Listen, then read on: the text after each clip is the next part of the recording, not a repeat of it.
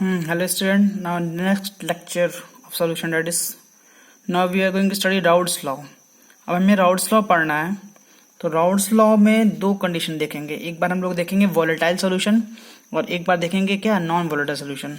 Volatile solution means जो हमारा solution बनेगा इसमें जो सॉल्यूट होंगे और जो सॉल्वेंट होंगे दोनों का कैसे नेचर होंगे, वोलेटाइल। और जब नॉन वोलेटाइल में देखेंगे तो इसमें जो ए और बी कंपोनेंट ऐड कर रहे हैं तो एक वोलेटाइल होगा, एक कैसा होगा, नॉन वोलेटाइल होगा। जनरली हम लोग ये बाइनरी सोल्यूशन के लिए डील कर रहे हैं। किसके लिए? बाइनरी सोल्यूशन में देख रहे हैं, मतलब जिसमें कितने कंपोनेंट्स होंगे, दो कंपोनेंट्स। अगर दोनों कंपोनेंट वोलेटाइल है तो वोलेटाइल सोल्यूशन, अगर एक वोलेटाइल है एक नॉन वोलेटाइल है तो उसे नॉन वोलेटाइल सोल्यूशन कहेंगे। तो यहाँ पे कुछ एक डायग्राम बना हुआ है, इसको समझ लेते हैं। यहाँ पे लाइन ड्रॉ किया गया है। तो नीचे वाला जो फेज है वो लिक्विड फेज है, ऊपर वाला जो फेज है वो वेपर फेज है। अगर हम लोगों ने दो कंपोनेंट को मिक्स किया है ए और बी को, तो यहाँ पे क्या क्या अज्यूम किया गया है कि ए जब प्योर था तो उसका जो प्रेशर था, वेपर प्रेशर था, वो क्या था, पी नॉट ए। उसी तरह बी जब प्योर था तो उसका प्रेशर क्या था, पी नॉट बी। यहाँ पे लिखा भी है P not A P not B, it is the vapour pressure of pure and B, A and B respectively. A के मोल फ्रैक्शन क्या रहे होंगे, एन ए, जब ये प्योर फॉर्म में था, अकेले थे। और बी का क्या रहा होगा, नंबर ऑफ मोल्स बी, यहाँ पे मेंशन है। एक्स ए क्या है, it is the mole fraction of A. X B क्या है, it is the mole fraction of B.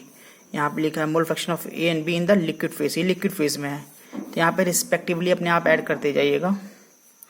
अब क्या होगा, ए और बी दोनों वॉलेटाइल है, तो अगर ऊपर जाएंगे, अगर ये दोनों वॉलेटाइल है तो ऊपर लिख आएंगे, अगर कोई एक वॉलेटाइल है तो एक ही ऊपर जाएगा। तो यहाँ पे सपोज कर लो दोनों वॉलेटाइल हैं, तो दोनों वॉलेटाइल है तो ऊपर क्या होंगे, गैस, इनका वेपर जाएगा। तो उस वेपर का भी क्या होंगे, कुछ नंबर ऑफ मोल्स होंगे। तो उस नंबर ऑफ मोल्स को बोल दे रहे हैं एन ए डैश। यहाँ पे क्या लिया गया है, एन ए क्या है, number of moles of A in the liquid phase. और इसी एन ए डैश को क्या लिया गया है, it is the number of moles of A but in the vapour phase. उस तरह बी का जो वेपर ऊपर गया होगा उसके कुछ नंबर ऑफ मोल्स होंगे, उसे एन बी डैश मान लिया गया है। इनके करस्पॉन्डिंग कुछ मोल फ्रैक्शन होगा जिसे वाई ए मान लिया गया है, और इसके करस्पॉन्डिंग कुछ मोल फ्रैक्शन होगा जिसे क्या मान लिया गया है, वाई बी मान लिया गया है। अब ये जो एन ए मोल्स गए हैं इनका कुछ प्रेशर होगा पी ए, और इनका जो प्रेशर होगा वो क्या होगा, पी बी होगा। और दोनों को अगर ऐड कर दे तो वो total pressure of the solution, या pressure of the total pressure of the solution, या पी टोटल कह दे रहे हैं। ये किसके हिसाब से, डाल्टन्स लॉ 11 में पढ़े थे क्या, कि अगर दो गैसेस हैं, अगर इंडिविजुअली हम लोग मिक्स कर रहे हैं और नॉन रिएक्टिंग है तो उनका जो सम ऑफ द कंपोनेंट होगा, उनके कंपोनेंट्स का वो क्या होगा, टोटल होगा। तो यहाँ पे ये डिफाइन किया गया है, क्या क्या है।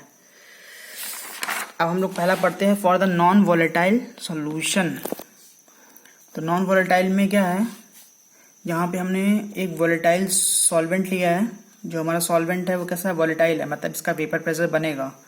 और हमने क्या लिया है, एक सॉल्यूट लिया है, एक सॉल्यूट लिए हैं, कैसा है वो, नॉन वोलेटाइल है, मतलब इसका वेपर प्रेशर नहीं बनेगा ऊपर। तो अगर इसका वेपर प्रेशर नहीं बनेगा, सिर्फ इसका ही बनेगा ऊपर, तो इस सोल्यूशन का जो प्रेशर होगा वो सिर्फ उसके किसके करस्पॉन्ड, किसके डायरेक्टली प्रोपोर्शनल होगा, उस सॉल्वेंट के मोल फ्रैक्शन के। यहाँ पे जो मोल फ्रैक्शन, जो सॉल्वेंट का मोल फ्रैक्शन होगा उतना ही तो प्रेशर बनेगा। तो वही लिखा है कि जो सोल्यूशन का, इस सोल्यूशन का जो प्रेशर होगा वो सिर्फ उस सॉल्वेंट के वजह से होगा, उसके मोल फ्रैक्शन की वजह से होगा। या हम लोग कह सकते हैं क्या कि जो पी सोल्यूशन है वो कहीं ना कहीं क्या है, पी सॉल्वेंट के बराबर होगा। सॉल्वेंट का प्रेशर ही तो सोल्यूशन का प्रेशर होगा, तो ये भी कह सकते हैं।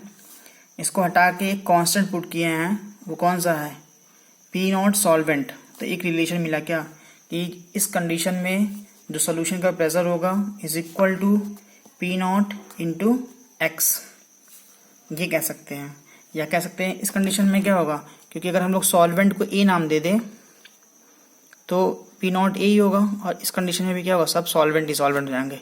इसको सॉल्वेंट भी कह सकते हैं और सोल्यूशन भी कह सकते हैं।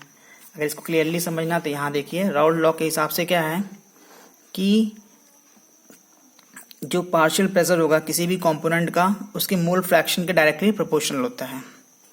अगर इस कांस्टेंट को हटाएंगे, एक कांस्टेंट पुट किए के पुट कर दिए। अगर हम लोगों ने when X is equal to 1, अगर हम एक्सओ को 1 कर दें, इसको अगर 1 कर दे रहे हैं, एक्स से 1, तो हमें पता है कि X A plus X B is equal to 1 होता है, अगर हम इसको 1 कर दे रहे हैं, इसका मतलब ये कितना होगा, 0 होगा। इसका मतलब इसमें सिर्फ एक ऐसा सोल्यूशन है जिसमें सिर्फ क्या है, ए कंपोनेंट ही हैं, तो वही लिखा प्योर ए, मतलब यहाँ सिर्फ ए ही प्रेजेंट है। तो अगर इस एक्स ए को 1 पुट कर रहे हैं यहाँ पर, तो उस कंडीशन में एक्स ए 1 है, तो मतलब सिर्फ यहाँ पे प्योर क्या है, ए है। और प्योर ए का जो प्रेशर होगा उसे क्या बोल सकते हैं हम लोग, पी नॉट ए बोल सकते हैं। इसका मतलब पी ए जो होगा वो पी नॉट ए बराबर होगा। अब इस पी नॉट ए को इसमें पुट कर सकते हैं के जगह पे, तो पी नॉट ए क्या हो जाएगा, के बराबर हो जाएगा। तो यहाँ रिलेशन मिलेगा क्या, P A is equal to P not A into X A हो जाएगा। अरे भाई इस पी नॉट ए को, P A is equal to P not A, इस पी नॉट ए को यहाँ पुट कर दो, यहाँ पे पुट करेंगे। कब किए, जब इसकी वैल्यू क्या की है, 1 की है। लिखा है P A is equal to K X A, इसके जगह पे क्या पुट कर दिए, पी नॉट ए, कब, जब इसकी वैल्यू क्या ले ली है, 1 ले लिए हैं।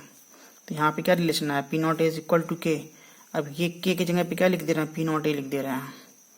आगे समझ में, चलिए तो वहीं पे लिखा हुआ है ये इक्वेशन। अब इसके करस्पॉन्डिंग अगर हम लोग ग्राफ बना रहे हैं यहाँ पे, तो ये P जो है यहाँ पे वाई एक्सिस पे ले लिया गया है, इज इक्वल टू ये जो मोल फ्रैक्शन है उसे एक्स एक्सिस पे ले लिया गया है, मिल गया। और ये क्या हो जाएगा, m, तो इसका graph y is equal to mx से बनेगा।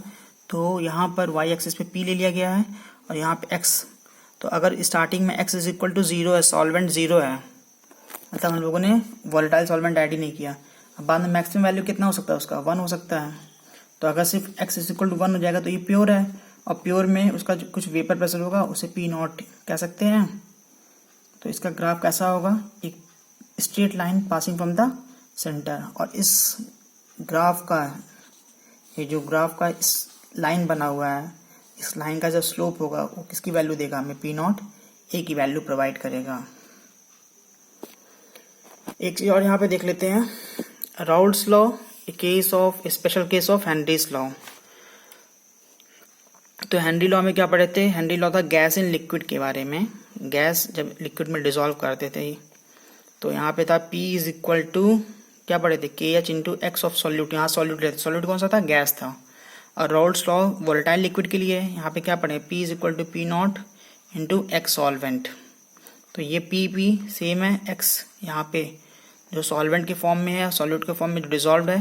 तो यहाँ से कह सकते हैं क्या कि जो पी नॉट ए है, ये जो पी नॉट है और जो के एच है वो क्या है, दोनों इक्वल है। इसी को बोलते हैं Raoult's law, A special case of Henry's law.